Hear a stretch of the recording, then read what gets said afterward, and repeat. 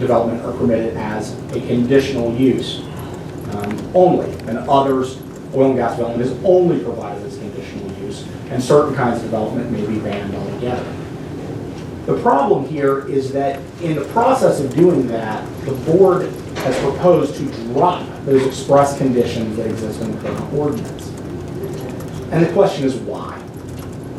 And the only possible explanation is to allow under the new ordinance development in zoning districts in situations in which the applicant would not be able to carry a burden of proof that the proposed development complies with the comprehensive plan, that the proposed development will not have a negative impact on surrounding properties, or that the proposed development will be compatible with the surrounding uses. And if that is the intent, is to take that burden away from the applicant, or simply to permit that kind of development in zoning districts like the rural residential district and the special conservation district, districts that are clearly intended as protected zoning districts under the Act 13 decision, then what this board is effectively trying to do is exactly end around the Act 13 decision and what the Supreme Court has described as the trustee obligations of the government. And so, right now, Robinson Township is ahead of the curve. The existing ordinance you have directly matches the Act 13 decision and appears largely inviolate from challenge on that basis, the kinds of challenges other townships are currently facing. Enacting the ordinances that is before the board will move Robinson Township backwards. It will put them in the same uncertain legal footing that other townships are currently struggling with. And as we stated previously, will simply, by the nature of what's going on in this state at this time, force the township into litigation over the propriety of its zoning ordinance and whether that ordinance properly complies with its constitutional obligations. Thank you for your comments, Ms. Mulder. Ms. Dorothy Bassett. Dorothy Bassett, 206 Jefferson Street, Midway. I would like to say it's important for you to recognize that as you're deciding things for Robinson Township, you realize that you're also deciding things for 1,000 people living in Midway, which is nested within Robinson Township. You're deciding that it's okay for us to be exposed to the wells and other facilities that you would allow on the edge of our 1/2 square mile town. For us to be exposed to the silica dust from the fracking sand that OSHA has warned puts even the well pad workers at risk from silicosis, which is an incurable lung disease. You are deciding that it's okay for us to be exposed to the toxic fumes from wastewater impoundments, compressor stations, and processing plants. You've decided that it's okay for the 1,000 people of Midway to be at risk from a well explosion, such as what happened in Greene County, or a fire at a gas processing facility, such as the one started by a lightning strike at the Route 519 plant that resulted in evacuations. You've decided that it's okay for us, all 1,000 of us, to be put at these risks. I find that to be unacceptable and actually irresponsible. I urge you to recognize that while you may have authority over people in Robinson Township, you also have a moral responsibility to all the people living in the vicinity of these proposed developments. I am strongly opposed to these proposed ordinances and zoning changes and urge you to revise them, taking these concerns into consideration. Thanks very much. Thank you, Ms. Bassett.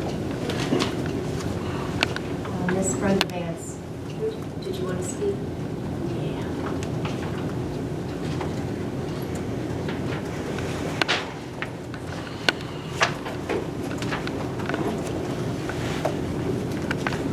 First of all, were all the statements that were made at the last hearing, will they be, brought forward for this hearing? We'll incorporate everything that happened. It's a series of hearings related to the same ordinance. So no need to repeat. Okay. The wells that are allowed should be conditional and not permitted use. Our zoning board needs to be a part of the planning and the okaying of any plans for wells. The total decision should not be under permitted use and in the hands of two men whose families will benefit so greatly from the outcome. Under the Environmental Protection Amendment in Pennsylvania, all residents have the right to expect their zoning to be directed toward the community as a whole, concerned with the general public interest and created to protect the property owners from harm or any alteration of the character of the neighborhood. Personally, I feel also that if you're doing something on your property that you're benefiting from, whatever the activity should be, it should be no closer to your neighbor's house than it is to your own. The man camps result in higher crime rate in all surrounding communities. That's a documented fact, and we should learn from it. The water recycling hydro recovery facilities would bring high volumes of trucks from all over PA, some of West Virginia, and some of Ohio. Our neighboring communities have already fought to keep them out because of the many problems that come with them. Again, we need to learn from them. Fracking ponds, if we look at the news, where there's problems all over the world with them. Risk, health risks and environmental problems. France and Bulgaria have already banned fracking itself, and Germany is to ban it until the year 2021. They have time to study and find safer ways. Again, we need to learn from others. We need to open our eyes and look beyond the quick money and look instead to how we can protect our township and our children. I'm asking you to consider the petition that was signed by 281 residents to keep the ordinance as they are presently. Nothing was wrong with the petition, and we have asked Mr. Duran to go with us to visit any persons who have questions about anything we said while gathering signatures, so we can clear up any misunderstandings. The petition needs to be considered. Thank you. Thank you, Ms. Vance. Mr. Foley, did you want to speak?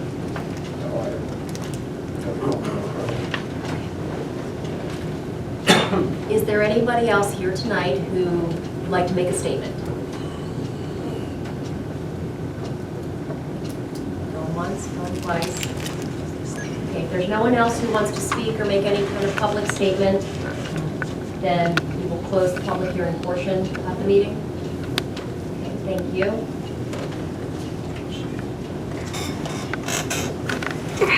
So thank you everyone for coming tonight.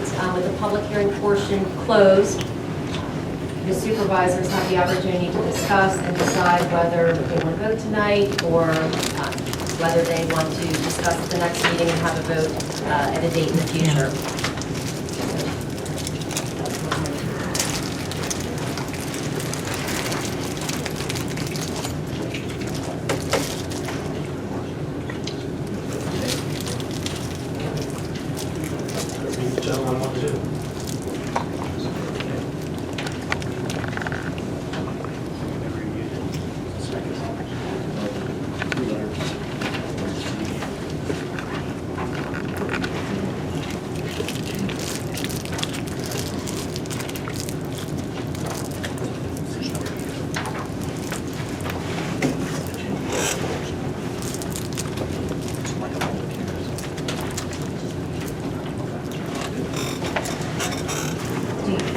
Do you want to vote tonight? Is that what you're saying?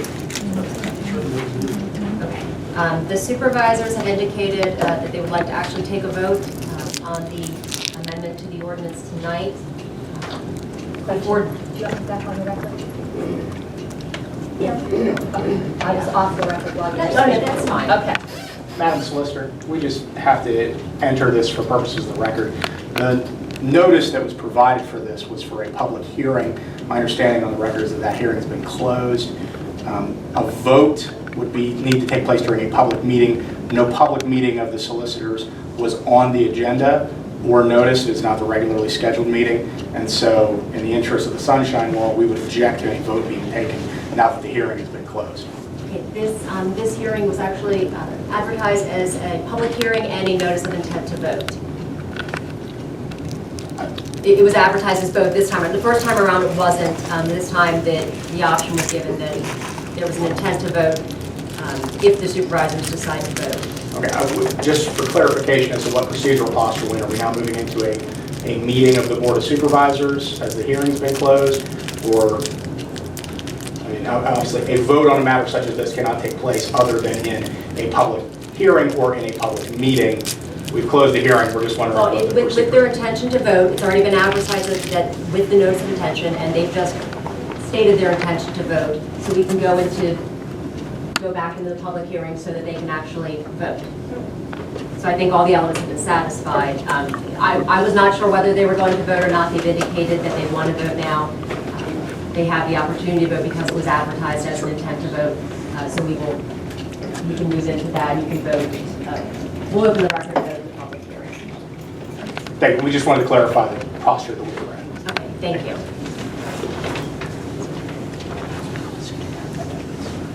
Okay, as the supervisors have indicated that they intend to vote on this matter tonight, I actually have a solicitor's opinion that I will read into the record and give to Ms. Sokolic to place into the minutes.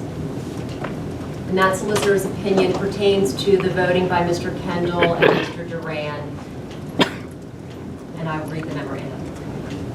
This is from me to Ms. Sokolic, dated today, solicitor's opinion pursuant to the State Ethics Act 65 PACS 109B. There is likely no conflict of interest which would prevent Roger Kendall and Stephen Duran from voting on the proposed amendment to the zoning ordinance, even if a conflict of interest exists due to some pecuniary benefit to Mr. Kendall and Mr. Duran. As a result of voting in favor of the zoning ordinance amendment, any conflict of interest would be negated due to the class-subclass exclusion exception in the Public Official and Employee Ethics Act, 65 PACS 1101, etc.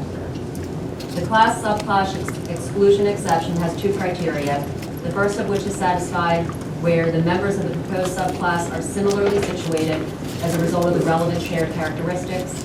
The second criterion is satisfied where the individual in question and the members of the class subclass are reasonably affected to the same degree by the proposed action. Furthermore, a member of the board shall not be disqualified from voting on any issue before the board solely because the member has previously expressed an opinion on the issue in either an official or unofficial capacity, citing 53 PS 65603. Therefore, it is our opinion that Mr. Kendall and Mr. Duran are permitted to vote on the proposed amendment to the zoning ordinance, and this memorandum will be attached to the official minutes.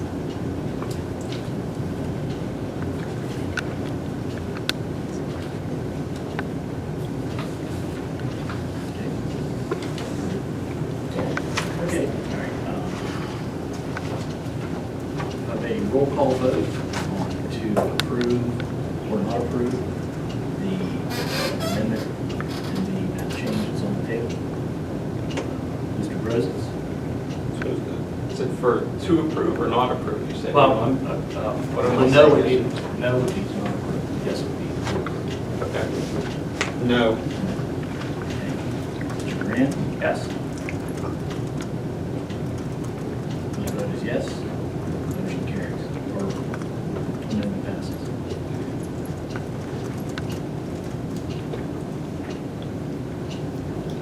Okay. Thank you. Thank you, everyone, for coming tonight. So it's going through, huh?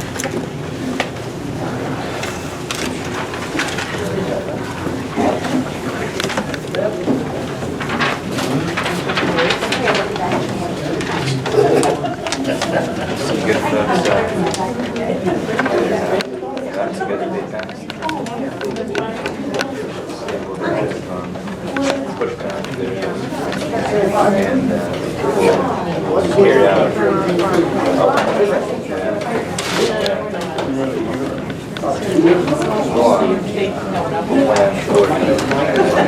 Two-handed strategy. We talked about. How far apart do you have to But it's all right. He was on sport, and you have his hands out.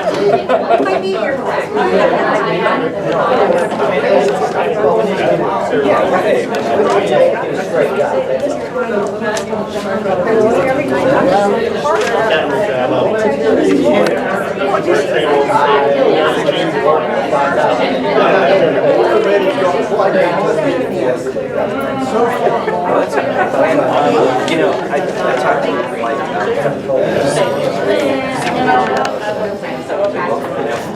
Questions or talk just in general, really very, just have some coffee. Talk. So, I think, whatever you whatever works best for you. And, just kind of now it's seeing what the next steps are.